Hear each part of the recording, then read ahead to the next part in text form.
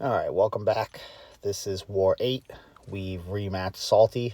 This is the second time we faced him this season. And my team is going to be Titania, Void, and Nimrod.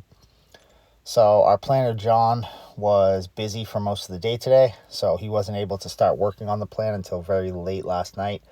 And luckily, 9 out of the 10 of us were available once the plan came out to just all work together and smash out the whole board. I think we ended up finishing 47 out of the 50 fights on the map in like 45 minutes or so, something like that.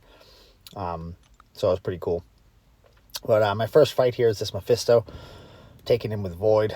Void is Incinerate immune. He can handle Mephisto very well. The one thing you need to watch out for in this fight is prior to getting your Petrifies up, you got to pay attention to his power. So he's going to gain power from the aura of incineration, and then from the placebo buffs that the node's going to place on me will trigger his MD.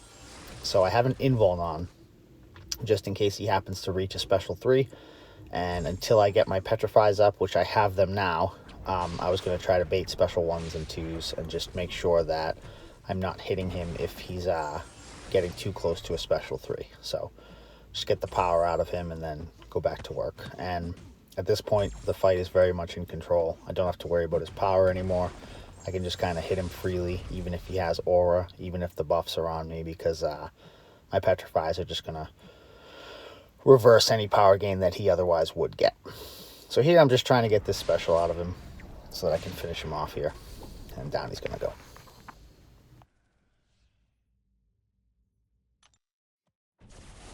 All right, next up is this Manthing, and I'm going to be taking him with Titania. So on this node, if you stay close to him, he's going to get a regen buff. So my strategy for this one is going to be to land as many heavies as possible. And I have an invuln on. So I didn't want to start the fight off with a heavy and trigger one of the hits from it, because I wasn't sure how his power gain was going to be on this node, because he gets that passive power gain. So I don't have to worry about him gaining power from putting buffs on me or anything like that, because I can't get them. But just in case he got to a special 3, I wanted to be able to at least tank it. It would put a poison on me, but I wanted to have that safety net of not taking the damage from the special itself. And then I'm just going to try to land as many heavies as possible, because they apply stagger, and that will prevent him from getting too many of those regen buffs when I'm actually close to him. And that's the basic gist of it. Other than that, I'm going to stick to special 2s and try to just smash him down as quickly as possible. It actually ends up being a decently quick fight as well. A little bit quicker than I expected it to be. I figured it was probably going to be about like a minute 45. I think it ends up being like a minute 15. And I don't know if that's just because I'm kind of learning her a little bit, or if I just boosted to high heavens, or maybe if I played her right. I'm not sure. All right, next up here, I have this Rintrah. I'm going to be taking him with Titania. And short of sticking to special 2s with her, my only game plan is to play the defender. She pretty much counters everything that he can do, everything that the node can do.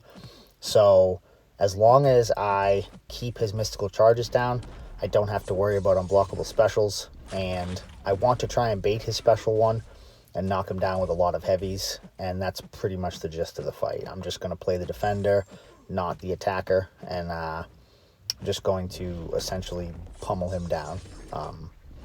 And I'm not really sure if there is a best way to actually play this fight with her. I feel like it's one of those safe fights that you can just kind of play it however you choose to, as long as you're playing the defender itself and paying attention to his abilities. You can just kind of do it however you want. So I'm going to let this one play out, and I will come back when it's finished.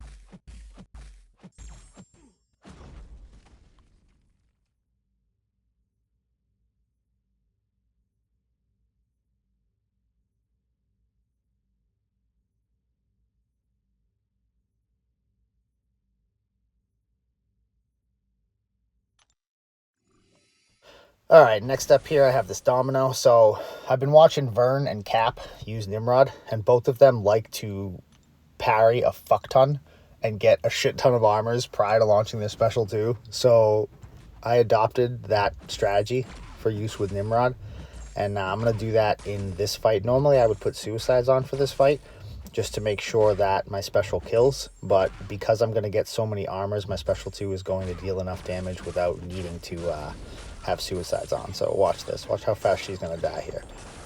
Boom. Adios. Have a good one. That was pretty awesome. And then last up here is Absorbing Man on node 50. So my Void is only R3, which is fine. It's going to be a little bit longer of a fight.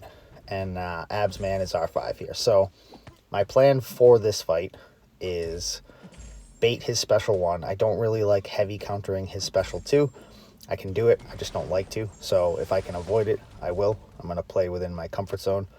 So I'm just going to bait his special 1, and I'm going to make sure that I counter it with a heavy to turn his form off or flip-flop his form.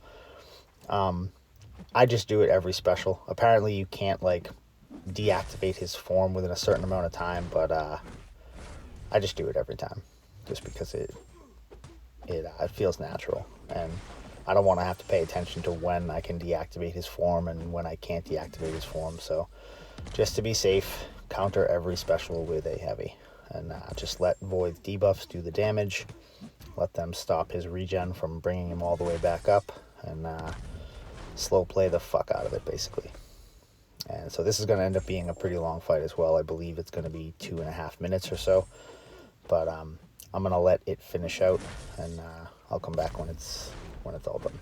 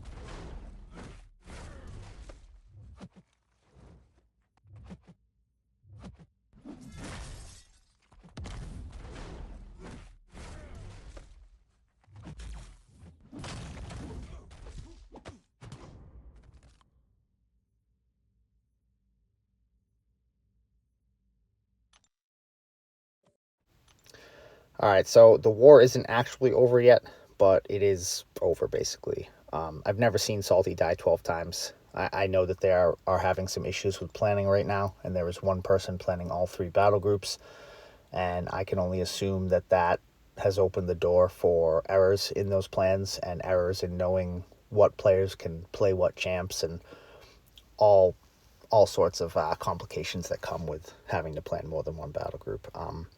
But I do hope that they get back on track and they finish out their season strong and they resolve whatever issues they're having over there. And good luck for the rest of the season, guys. And thank you very much for watching.